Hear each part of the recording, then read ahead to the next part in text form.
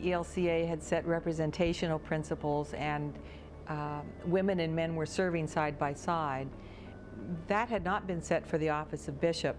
I remember being a speaker at the first convocation of the bishops from our 65 synod of our church body, and I told them, I said, you know, you're dangerous to each other because you're all men, somewhat facetiously, but it is healthier when we have both women and men.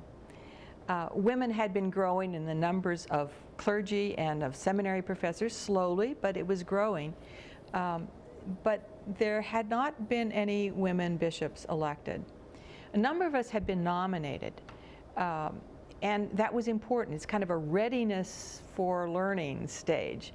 We felt it necessary, a responsibility for us to let our names be placed in nomination, knowing that probably we would not be elected.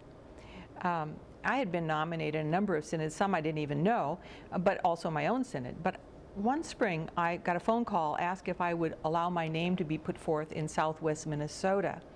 One of our graduates asked. And I was on sabbatical that spring, actually traveling, visiting congregations, but I said, no, I could be, because in that synod they had the practice of having names come forth from conferences, and then the top candidates appearing at adult forums around the synod. So yes, I'd be glad to do that. I thought again it would be part of this readiness stage. The four of us, I was the only one from outside the synod. I was the only one from an urban area. I was the only one whose name didn't end in Larson or Svensson or something like that. It was not Norwegian, I was English. I was the only woman, so I thought, yeah, fat chance of my being elected. But a strange thing happened. We started talking at these adult forums. I was doing pretty well, I think well on my feet. I didn't have anything to worry about. I didn't know particularly the issues in that synod, so I just kind of talked about theology and ministry and partnership, and pretty soon the buzz was, oh, she's really good, maybe we should elect her. At the first forum, the other candidates were so gracious and showed me how to get to the next one after that. After 2 or 3, they figured out I could find my own way, and I did. And it was a wonderful experience. But I was then realizing I had to have another level of discernment. What if I won? What if I would be the first woman bishop, the first Lutheran woman bishop actually in the world? This was an amazing responsibility, a possibility, a potential. And it didn't really scare me. I thought, I can be bishop. I could probably even be a fairly faithful, good bishop. But was I called to be bishop? One of my sons was at that time a student in a college in that synod, and I actually called him up and asked him. I thought he'd be embarrassed that his mother was a candidate. And then I realized, no, he wasn't embarrassed at all. And that really, that was true for my sons throughout, from the time of my ordination. They were never embarrassed. They were supporters. But I did discern this calling, and I often tell graduates when they're discerning a call, they should try it on for a day and kind of live with it, and then try on the other call for a day and kind of live with it, because I might have a call to be bishop, but I had a call to be a teaching theologian at Wartburg as well. So while I was trying these on spiritually in my mind, and I was driving across the fields and the back roads of Southwest Minnesota, and I tried on the thought of bishop, the only thought that came to my mind was death. And that surprised me. I really could get excited about being bishop, but deep down, my calling was not to be bishop. And that decision was one of the most difficult that I've ever made, because by then I was receiving phone calls and letters, a postcard even from Alaska saying, now's the time for a woman bishop, Norma, and you are the one. We need you to serve this way. And I like to please people. I like to do what people say. I'm kind of responsible, but it just didn't fit.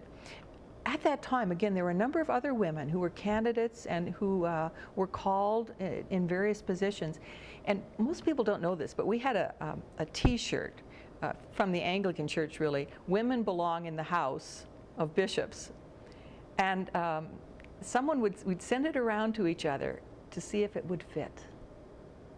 And when someone either lost an election or discerned that was not their calling, we'd send it on. We heard there was another woman over here who was a candidate. We sent it on and sent it on until it fit. Actually, I then did, well, this is what I said. I'll read from an article I then put in the Persistent Voice. This is what I said. This is not the first time a woman has been nominated as a synodical bishop in the ELCA, and it will not be the last.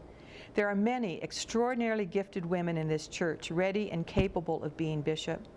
Today, the support I have received from you and the people around the church has made what I need to do now very, very difficult. It is my nature to go the distance, and I don't like to disappoint people. I have prayed and sought spiritual guidance in discerning my calling, as each of you at points in your life struggles to discern your own calling. I feel clear that I must continue in my calling to be a teaching theologian of the church as a professor at Wartburg Seminary. Therefore, should I be elected, I could not accept the call to bishop. I say this with sadness, that this is as far as I can go with you on this journey. I therefore remove myself from consideration and ask that you do not vote for me.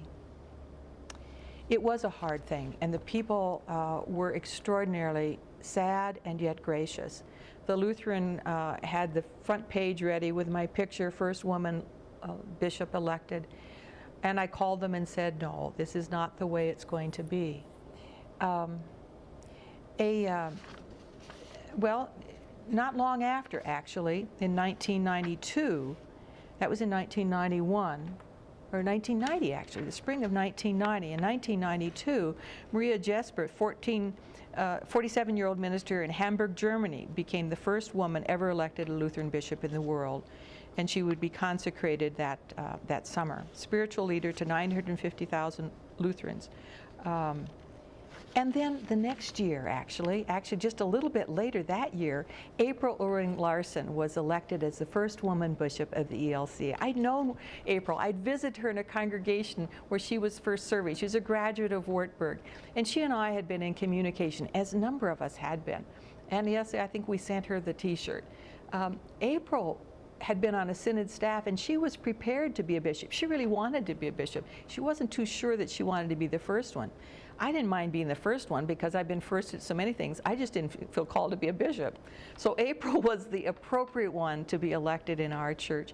She continues to be so gracious to this day with myself and others of pointing out the importance of women in this readiness for being a bishop stage. And April has been a wonderful first bishop, served wonderfully as a bishop, and played this significant role here and across the world.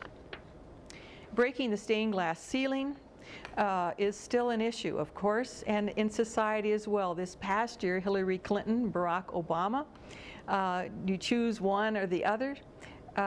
What's significant is we are now at a place when we can choose not to choose. In fact, I was at a place where I could say, not me, but there are other women, no longer just a token. Oppression means that someone does not have choices, or that even the majority, the oppressor, has a lack of choices. But now choices are open, and that means that all of us are free. And so I would stay at Wartburg Seminary in Dubuque. Opportunities would continue, but as I continued to various invitations to say no, the words finally got around, well, oh, Norma, we'll never leave Wartburg.